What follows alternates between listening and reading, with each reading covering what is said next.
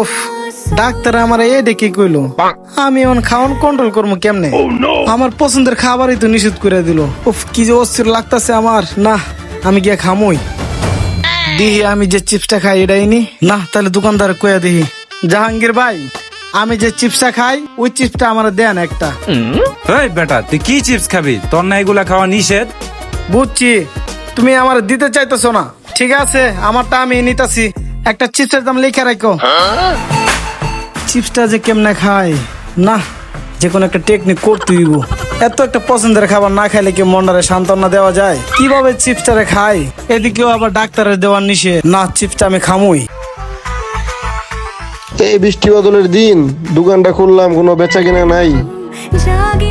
এই যে ভাই, আমার একটু পাল্লাটা দিবেন, আমি একটু চেক করতাম আর কি। পাল্লা চেক করবেন? করেন ভাই, আমার পাল্লায় কোনো ভেজাল নাই। ও, তাহলে তো ভালোই হইলো।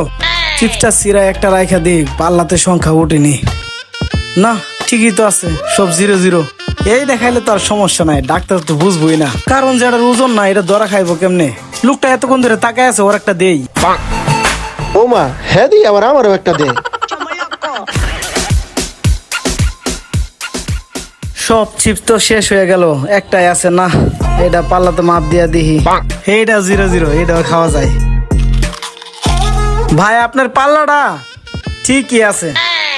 এ ভাই, আমার পাল্লা ঠিক আছে, এটা আমি বুঝলাম, কিন্তু আপনি কাহিনীটা কি করলেন? একটা একটা করে চিপস আপনি মাইপটা খাইলেন, এটা আবার কোন কাহিনী ভাই?